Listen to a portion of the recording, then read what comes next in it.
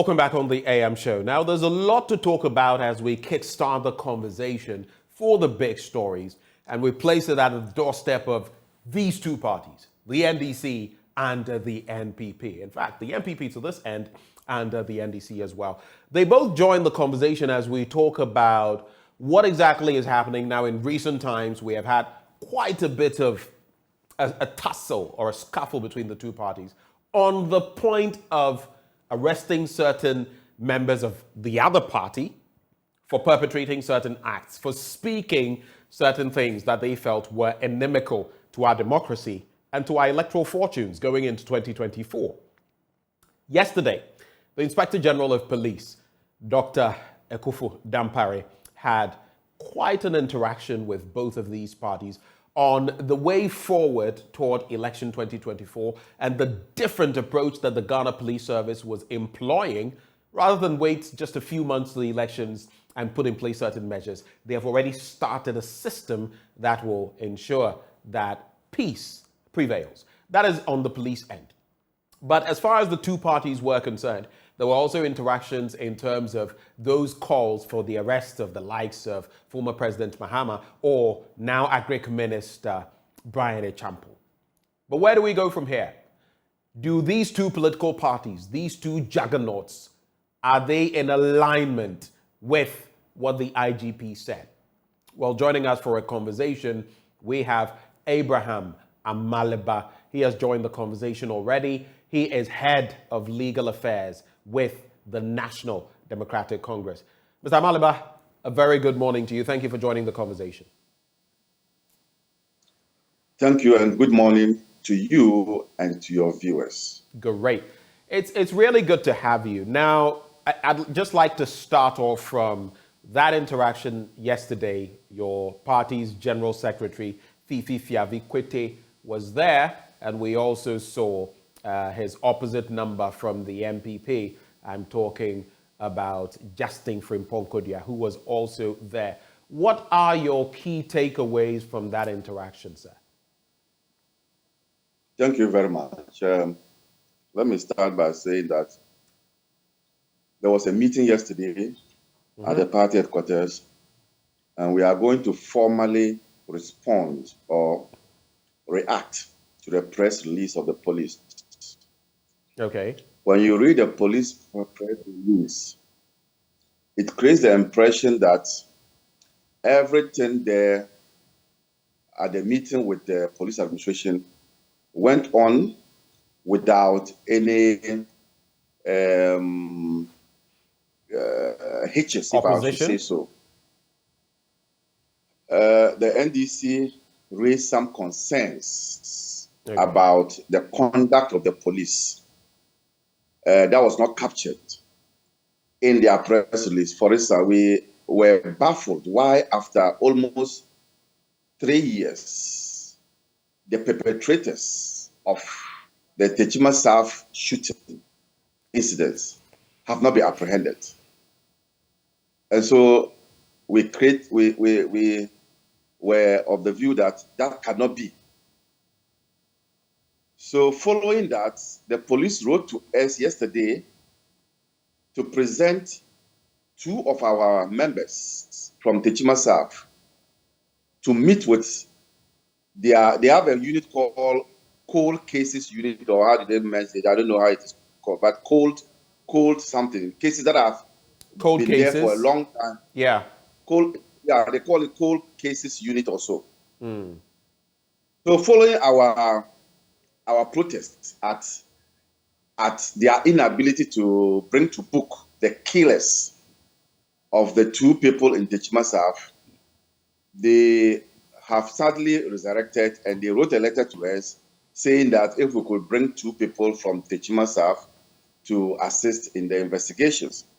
So today or tomorrow, we will put together our thoughts of that meeting and then make it public. However, we think that the attempt to put together a police team that will be monitoring the airwaves or be monitoring the conduct of politicians and thereafter, if there are infractions, then the police can make a follow-up. I think that is in order.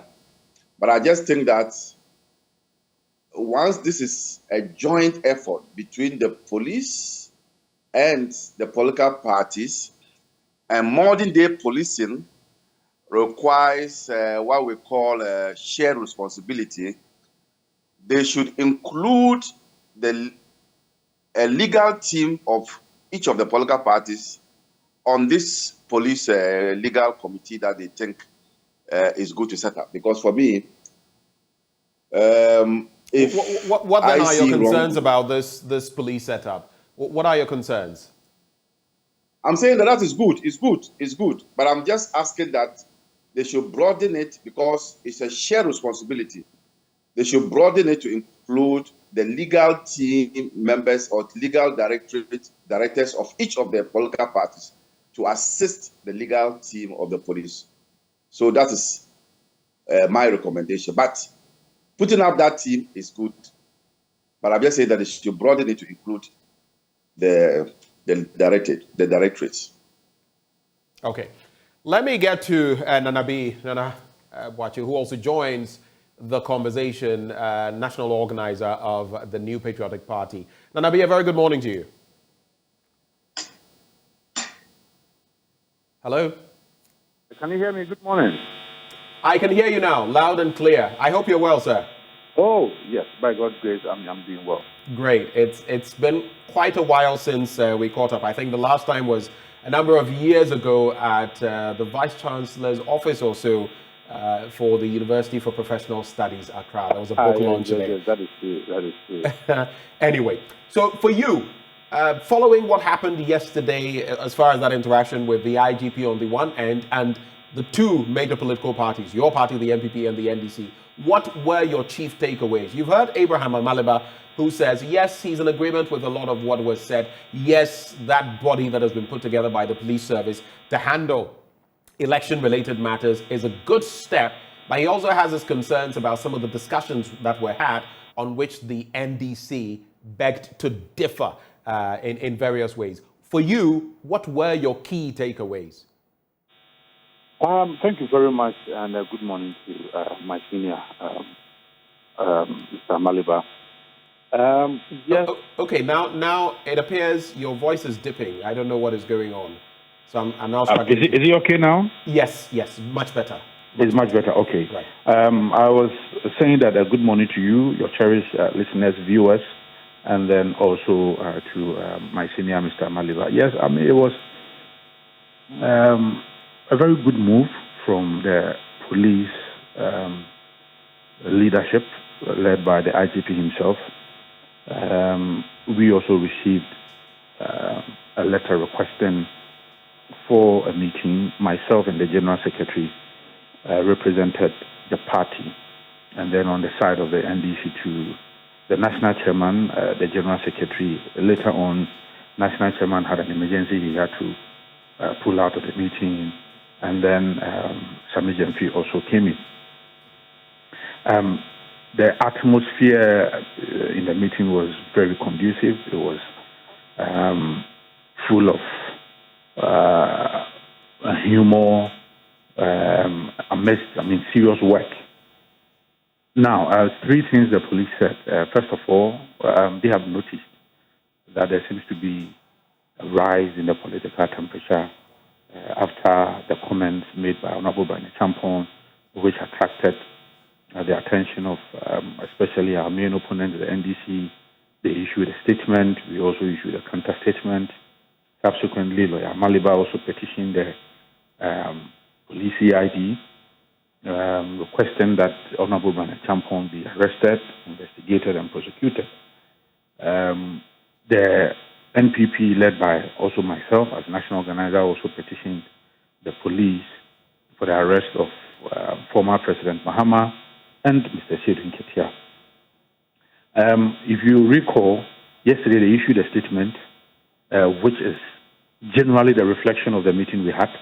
However, they did not include the responses to our petition, that is myself and my senior lawyer, Maliba.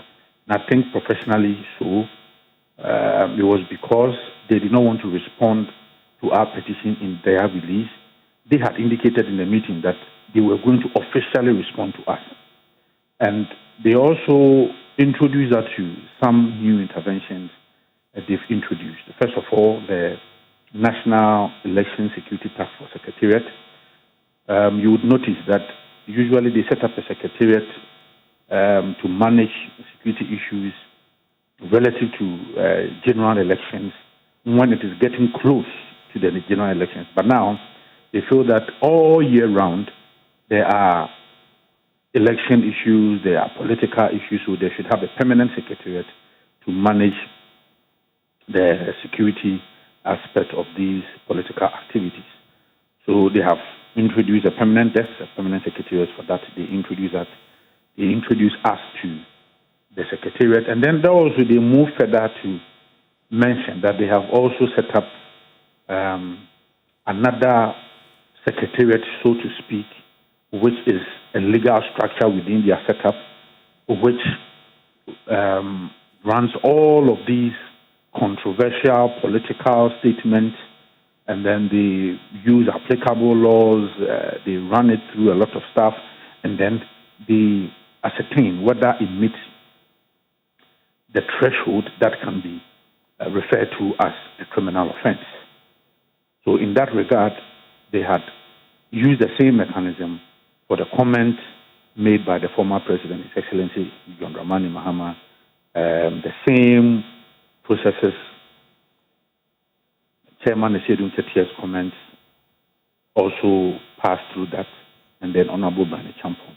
In these three cases, they are of the view that, yes, some of the words and some of the commentary that came out from these high-profile personalities may not sound nice to the ears, but the fact that somebody's comments are not palatable to your ears doesn't make it a crime in their case. However, in the case of the Swami, young man who said that they were going to kill for power, and that if you meet NPP person, if you have a stake, you can hit the person with that stake. If you have a gun, shoot the person. And they felt that patently that had crossed the threshold. And for that matter, they can conclude that it was a criminal offense. That is why the gentleman was apprehended, and then he was put before the law court. So, and then they moved to brief us on the cases before the law court regarding all the politically related violent cases that we have. They briefed us all. And we also spoke. We commended the police for this. For me personally, I mentioned that these meetings should also transcend down. It should go down to the regions, to the constituencies, where the police hierarchy in the regions, in the district, would engage political leadership down there as well. I think that would demystify the work the police service is doing, and it will create a certain good relationship politically with the police. So the police said that allow us to do our policing and then also do your politics. Although your work and our work somehow are interrelated, but just do your politics and then let's also do our policing.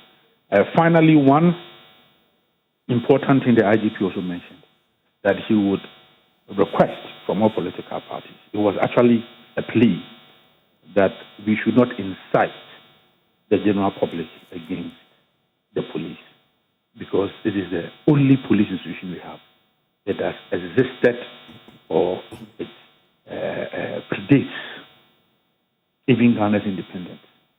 It existed in the 80s, and it has evolved through all these times to this point. So he would beg of us that that is the only police we have. We cannot go and bring any other country's police. So we should not incite the general public against them. Rather, we can criticize them constructively I found that statement to be quite profound. Right. And so generally, this is what happened in the meeting. Thank you for at least giving us, from your standpoint, what you saw, what you heard. But on that point about, a sort of tit for tat situation where if they were calling for Brian Achampong to be arrested, though some have made mention of the fact that, look, legally speaking, it may not suffice to take him into custody on the basis of what he said, and then suggesting that from the NDC's end, then there are other parties that, for previous comments, they also had to be invited for questioning or investigations. Is that then to say that if on the other side, the NDC side, they said, okay, if you want to interrogate these people, fine, would you then feel it is apt for Brian Achampong to be hauled in to answer for the comments he passed recently?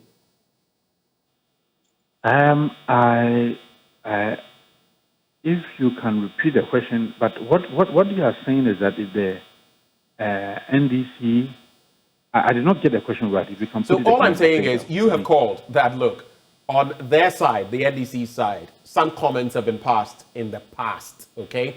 And if Brian Achampong is being cited for arrest and investigation, then same should be done for the other side. And I'm merely saying, this is a bit belated, but if the NDC said, okay, let those people you've made mention of, they'll open themselves up for the police to, haul them in and question them and all of that, would you have felt then that it would be fair to have Brian Achampong also invited to answer for the statements he made? Oh, in all of this, I think that the power, if you petition the CID for a particular action to be taken,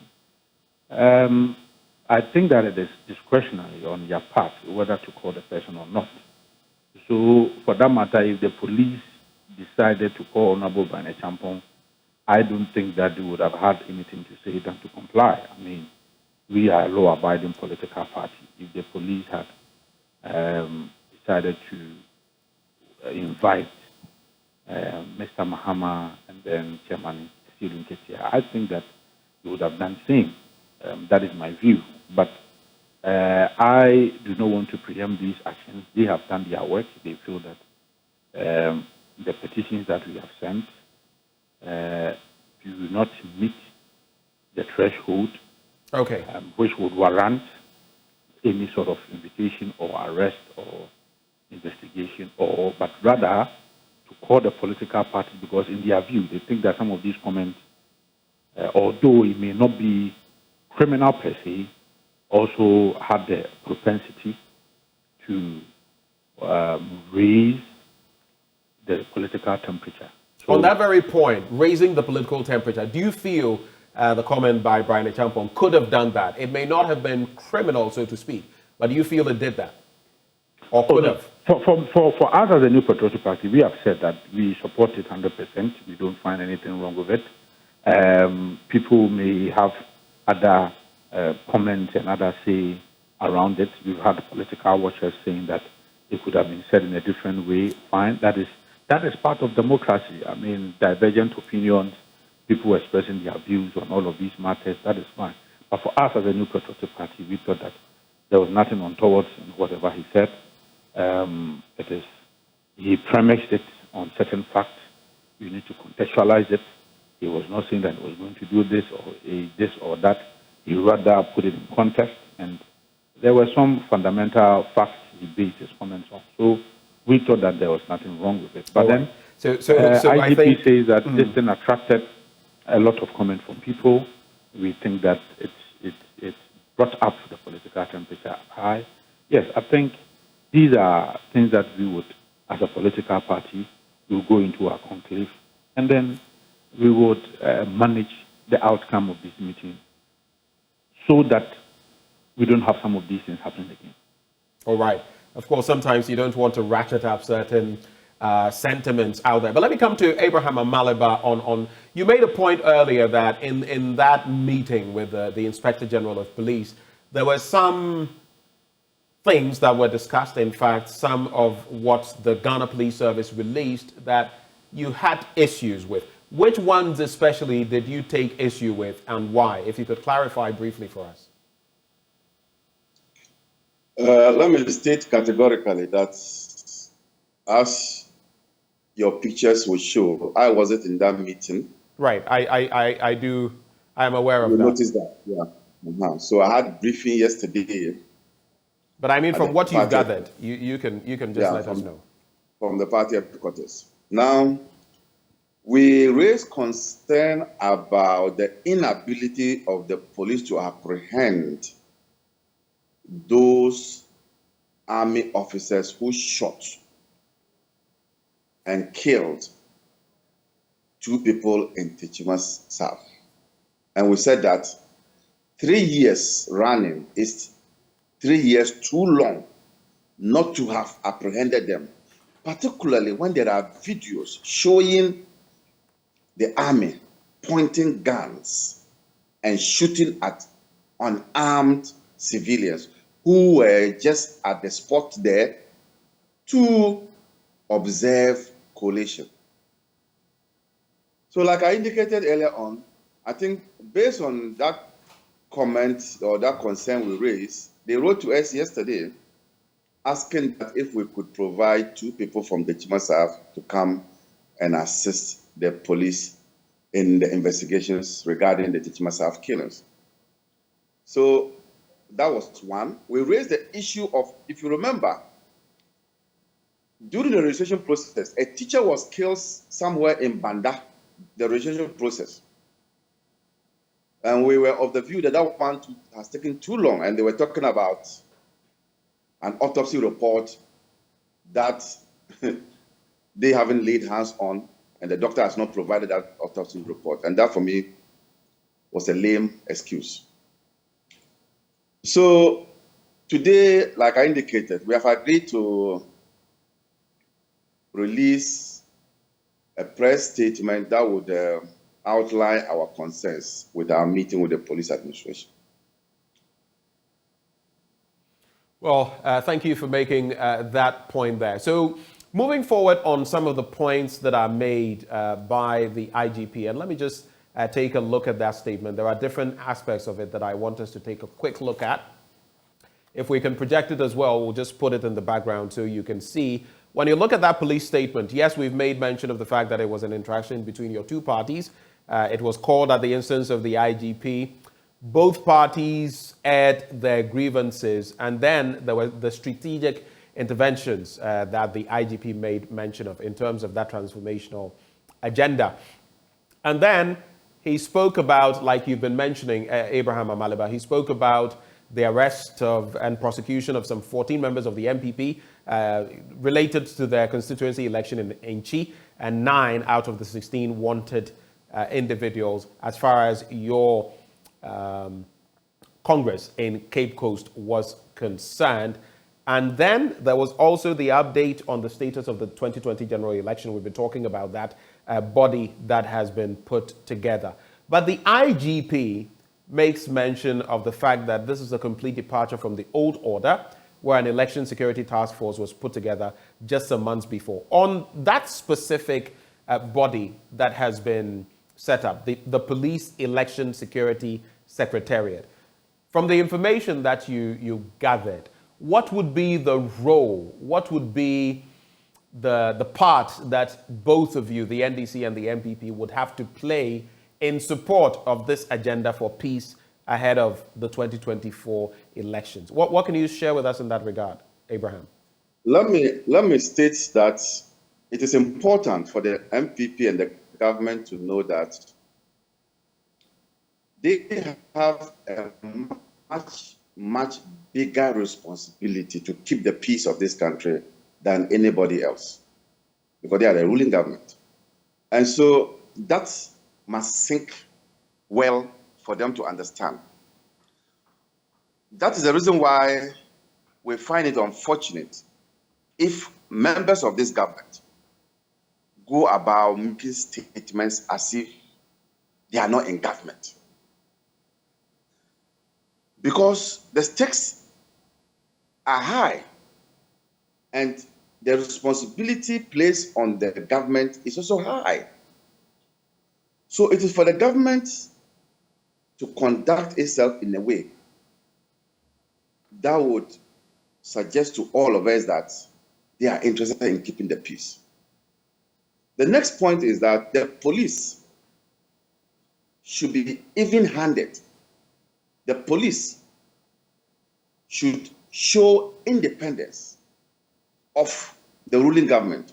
And what I mean by that is so that if members of the ruling government are in violation of the law, the police will clamp down on them just as how they clamp down on the opposition. That, for me, is the way to go on this matter. As a responsible opposition, we are all out for what will make our country peaceful. So the group that the police has put together, that group already exists. But I think this time around, rather than waiting till when we are about to go to elections for this group to start working within the police administration, they are saying that from the word go, they will hit the ground running and will not just wait when it is time for elections. Right. That, for me, is good. And I also praised the body that they are putting together, their legal team, to monitor the airwaves and to assess comments made by politicians. But in that one, I am saying that modern day policing is a shared responsibility. And I disagree when the police say, do your politics and we'll do our policing. That I disagree. Why? I disagree because the Constitution enjoins citizens to ensure that when there are wrongdoings, you report to the police. What I did, what Nanabi did, was simply reporting what we feel was wrongdoing. So they can't say that do your politics and we do our policing. There is always an area where we'll cross into each other's lanes. And with that, it is meant to forge unity, and it is meant to ensure that we assist them in their work of policing. So I don't agree with that aspect. Let me bring in Henry Nanabwachi on that point. So you heard Abraham Amaliba make the point that, listen, yes, both parties must play ball as far as securing election 2024 and ensuring peace are concerned. But it behoves you, your party, to do better. You are in government and it behoves you more. What's your reaction to that? I would have tied my submission to that of my senior. Nana, again, I'm struggling to hear you. I don't know whether maybe Can you hear me now? Yes, better. Okay? Better. Yes, I said that I would have associated myself with the comments of Mr. Amaliba, but just for one or two deviations in my submission. Yes, so let's start from the point I made. Do you agree with him? After all, you are in government. I want to start from where he ended. I agree with him to a certain level, and I agree with him because, yes, when you say that do your politics and then let us do our policing, what you are saying is that there's no cooperation, there's no partnership between these two important bodies, that is the political bodies and then you, the policing body. I don't think so. But then he said it in context. I'm sure that if Mr. Amaliba were to be in the meeting, he would have appreciated where the IGP was coming from. So please explain to us, what was the context? Yes, the context was that he was trying to say that we should, that is why I said in my earlier submission that it was a request to us that we should not incite the general public against the police. That is in our quest to do our politics. Doing whatever we are about doing, we should not incite the general public against them, and that he wants us to do our work. So you do your politics. While you are doing your politics, do not incite the general public against the police. Let us do our policing. That is in that context. But then if you take in the context Lawyer Maliba said, I would have agreed with him that, look, there's a great deal of partnership between us as civilians and us as the police. In fact, even the police usually will say that they are requesting for information from us. They've just written to the NDC to provide 2 persons from Techiman South to aid in the investigation. What does that mean? It means partnership. It connotes cooperation. So, if the statement is taken in isolation, I would have disagreed with the police. But then, because I was in the meeting and I understood where they were coming from, that is how come I'm putting this clarity to that statement. Then, secondly, too, again, Lawyer Maliba said something which I agree with him. You see, the politicization of criminal activities in this country is getting out of hand. These elections-related violence. You say the politicization is getting what? The word getting was out what? of hand. Out of hand, right. The reason why I say so is that when you consider some of the utterances from some of the NDC's political actors, they create the impression that it was Nana Addo Dankwa Akufo-Addo who orchestrated the unfortunate incidents which caused the death of some people. So that is how come the NDC youth organizer in Swami will say that Akufo-Addo in Chi, Akufo-Addo kum nipa 8 at the Jitumia, yensu kum mienu near the Jitumia na yebe. And I think that as political actors, we need to treat crime as a crime. The moment we decide to give it a political colorization, we are diluting the entire matter. Look, if you are a military person and you have been dispatched to go and do a certain work, and you go there and then you act irresponsibly, and in that act, people are killed, the law must take its course. If both political parties are championing this cause, trust me, people will not put politics or partisan politics on these activities. The moment you do so, then the substantive matter keeps drifting off the main issue. So you notice that maybe evidence which maybe NPP, NDC could have jointly provided, the moment you begin to give it a political colorization, then it begins to drift. So for all these years, that is the narrative going on. It is the NPP that killed these 8 people. It is the NPP that killed 8 people. But from the update you were given, you notice that you send these police or military personnel to these places, there is chaos, and then they begin to shoot, and some people in the event meet their death. Very unfortunate. So I think that as political parties, we need to hold ourselves responsible for these things. In our quest to do our politics, some of these things will happen. It is normal. Recently, in our party, there have been politically related incidences. It's there. In the NDC, they have had similar issues. It is there. But what is important is that let us make sure that crime is crime. Crime does not know NPP colors. It does not know NDC colors. Whoever commits these crimes must face the law. Let me bring in this aspect. You were at the meeting, but let me find out from Abraham Amaliba. I don't know what he has heard. He also made mention of the fact that is the IGP, that the Secretariat was currently working with both your parties, the NDC and the NPP, on your parliamentary and presidential primaries, which are in the offing. We know for the NDC, it's next month. For the NPP, sometime in November. But what are the specifics? Were anything mentioned that you can share with us in terms of that collaboration to ensure that these gatherings of both parties will be as peaceful as possible? I say that on the back of what we've seen from both parties from last year as you had your conferences or congresses. Is there anything you can share with us in that regard? That is the more reason why they said that they are not going to wait for these elections. Okay, so they've started engaging as in fact, Nanabi are winning. I posed the question first to Abraham, And then sorry.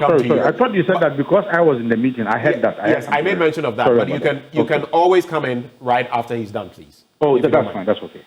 Abraham, please go ahead. But let me say quickly one thing. You see, if people lose confidence in the criminal justice system, then they begin to take the law into their hands.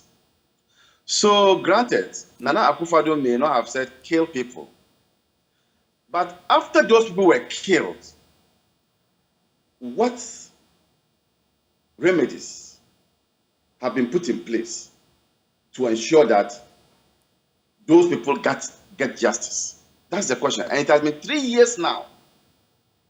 In fact, the first deputy speaker said these were armed robbers. You heard it. So you can now see where the politics is coming from and where it is going and how they will link your party to it.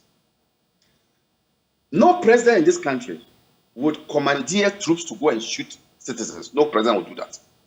But if a trigger-happy soldier man shoots and kills somebody, what does the law say? You take him through the process. What has happened in this case? Nothing. So people begin to lose confidence in the criminal justice system when punishment is not meted out to culprits. And that is where maybe you will see that our youth organizer in Kumasi overshot his mouth when he said that 8 people were killed and Akufo-Addo became president. And if 2 people are killed and Mahama becomes president, then what will happen? Right. It's because those who killed the 8 are walking freely and are mingling. But that is no justification for the comment either way, is it? That is not. But I'm saying that people like him will multiply. They will be there because they don't see punishment meted out to culprits. So we need to look at that aspect as well. Much as we condemn his comments, we also condemn the police for not taking action against perpetrators of our citizens. So that's the point. Now, on your substantive question of the police providing security, yes. If you notice, when our youth organizer and women's organizers elections was fraught with some violence, we quickly did a U-turn in terms of the security situation. And we ensured that no candidate was allowed to bring in security men into our national congress that took place at Accra Sports Stadium. And for that one, you saw how smoothly it went. In the same vein, we are going to rely solely on the police to provide us with security during our primaries, both presidential and parliamentary. And I think we've held meetings. Our election committee has held meetings with the regional, with the national security, with the National Police Service. Then we have replicated it in the regions. So regional executive or regional election committee members are also meeting the regional police commanders. And so for this election, it is solely going to be manned by the police administration, just as how we did for the National Congress. All right, point made. To you now, Nana Boakye, on the same point, and then I'll move on to the question about, in fact, I'll just add it to that submission to Abraham Amaliba. The police, the IGP also in that statement says that they are not beyond criticism, but criticize them constructively. Now, some have said, like Abraham Amaliba is saying, he's criticizing some actions of the police. It's difficult, isn't it? It's a gray area. What is constructive and what is not per the police? I mean, what is your understanding of that? You can give the first submission based on my earlier question and then add what you feel this would mean in terms of criticizing the police by the NPP or the NDC. Yes, I think that Lawyer Amaliba's comment gives a corroborative effect. It gives a what effect? Corroborative. He is corroborating what I'm trying to say. He's supporting what I'm trying to say. Exactly the point. So if crime is perpetrated and naturally we are of the view that it appears that time has elapsed, a long time, then what we have to do is to impress on the police. And something happened. Immediately we were given updates on all of these politically related violent cases in court. The National Communications Officer of the NDC raised a fundamental issue, and that has to do with the Techiman South case. In his view, it's taking too long a time for the perpetrators to be apprehended. And immediately he mentioned, I'm very much sure that on the back of that comment, resulted in the request letter to the NDC from the police hierarchy that they should provide 2 persons from Techiman South. I think that is what both of us or all political parties should do. We need to hold the police responsible. So the point is that if the moment we give it a partisan nature, then the entire criminal offense is getting covered up under the cloak of partisan callous. That is what I want political actors to avoid. That crime is crime. Crime is crime. You see, so we should not give it any political callous. And we should hold the institutions responsible. I can understand. His Excellency the President is the Commander-in-Chief, and he is the number 1 gentleman, and he is generally responsible for our safety. So if in one breath we call on the President to maybe add his voice to make sure that the police should act swiftly, that is okay. But for us to say that the President is behind it, his party is behind it, and they know about it, they have sent people to go and kill people, the moment you do so, then you are just entering into the realms of absurdity, and then you are just trying to diminish all of these things, and that is where you give it the political clarification, and then before you know, evidence is getting scattered. And then these are some of the things that you have. So, responsibly, you can call the President and say, Your Excellency, you are in charge of our security. Kindly impress on these institutions to do their work. I am all for that. But the moment you say that it's the President who is responsible for that, that is where the danger is. So I agree in principle with the comment from Mr. Maliba. And then, on the issue of the police and our internal elections, yes, that is exactly what he said. COP Awini is in charge of that. We are directly in touch with the police when we are having our elections. And even the by-elections, we are having our internal primaries next week. We have engaged the district police command, and they are going to be in charge of our elections. So, largely, we have a very good relationship with them. Recently, when they had their national Congress, electing their national leadership, after the entire Congress, they commended the police for doing a great work. That is the only police we have. So if they fall, if in one way or the other they go wayward, we need to correct them. Right. Interesting point made there. For you, Abraham, just to wrap this conversation, yes, criticism, if you want to wade into that as well. But the point I want us to conclude on, time and again, we see the National Peace Council having to intervene when it gets too hot, too heavy between the NPP and the NDC at a national level. In 2020, we saw some such meetings. Now, we're hearing that there is a planned interaction between your two parties and the National Peace Council on the way forward, on the back of some of the latest developments, the Brian Changpong comment, the back and forth about who has said this in the past and who has said this now. Abraham, I'll start with you.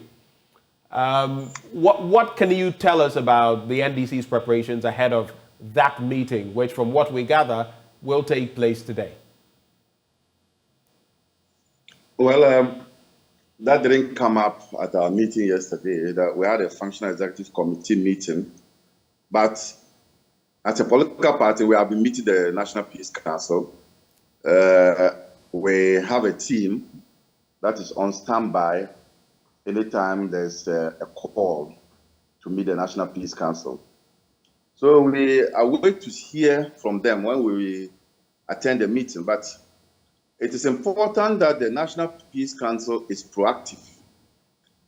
They shouldn't wait when there are issues of this nature before they begin to, when matters get to a head, before they begin to call meetings. The fact that there's no war doesn't mean that there's peace. They should also be in the lookout for some of the politicians in the political parties who have the penchant of making inflammatory statements which can incite the public and come in quickly. They, for them, do not have any sanctioning power. They don't have a sanctioning power. What they can do is to douse the fire. They can do this by quickly having early warning signals and monitoring the airwaves and the conduct of political parties and quickly zooming in to ensure that these things do not get to a head like we saw before they are calling for a meeting. Right. So I think that there's much more for them to do, but like I told you, we already have a team. All right. Point made, Abraham Amaliba. Unfortunately, the connection is not aiding us. Henry Nanabwachi, you have the final comment on this, briefly on that point, please. Yes, I think that is. I'm going to make a very simple point. The point is that we as political parties, right, we have a responsibility to make sure that we conduct ourselves in a manner which will not undermine our democratic stability. We are seen as an icon of democracy in Africa. Henry, could you speak up for me again? Yes, I'm saying. Can you hear me now? I can hear you. Yes, I'm saying that we as political parties, especially the main political parties, the NPP and the NDC, there's a responsibility on us to conduct ourselves in a manner that will not undermine or that will not destabilize the democratic stability we enjoy. We, as Ghana, we are seen as a democratic icon in Africa. So I agree. And then also, once we are seeking to build institutions, political parties are not far away from the group that are supposed to help build institutions. We are in the thick of affairs. So as the police engages the political parties, it is important that this should not be a one-off meeting. It should be periodic. We should be meeting them so that all the time we'll be okay, so periodic meetings should happen. I just want a confirmation, though, about the National Peace Council. That meeting coming off hopefully today. We have met once. That was about some few months ago, about 2 months ago. Right. We met once. The national chairman of both parties, general secretaries, and national organizers. I was part of that meeting. I have not officially been informed by my general secretary whether we have been invited to any such meeting. But we have already given our readiness to be part of any meeting that is seeking the peace. So in other words, you cannot confirm that there is a meeting today, but you are open to attending any such meeting when it's called? Yes. Henry Nanabwachi, thank you so much for having joined the conversation. He is national organizer of the NPP. On the other end, we had Abraham Amaliba, a lawyer and head of legal affairs with the National Democratic Congress. Well, do stay with us when we return after the break. And before I take the break, of course, I'm going to be telling you about what water I'm going to be sipping on. We'll be discussing more pertinent matters on the AM show. But when I knock off, I'm going to be sipping Awake purified drinking water. And here's why. It's premium purified water treated through a strict purification process to ensure that every last bottle that you consume from the market refreshes you better. And here's a very good reason you should even patronize them. If you're thinking of the kids, they have the 330 ml bottles. You can just put it into their backpacks or snack packs, and they are good to go. You could get 500 milliliters if that's what you're opting for, 750 milliliters for those who drink quite a bit, and 1.5 liters for those who always want more. But if you're thinking, I need something bigger, well, we have 19-liter jars for offices and homes. So now all you need to do, wherever you are, is to grab some Awake Purified Drinking Water and ensure that you down it for your own health. But remember, it's also one for life, because for every bottle you purchase on the market, a donation is made to the National Cardiothoracic Center. That indeed is heartwarming. It's another quality product from Casapreco Company Limited. If you want to purchase in bulk, this is the number to call: 0262 351 251. 0262 351 251. This advert, of course, is FDA approved. Now stay with us, because up next, we have a number of conversations coming your way. We'll be right back.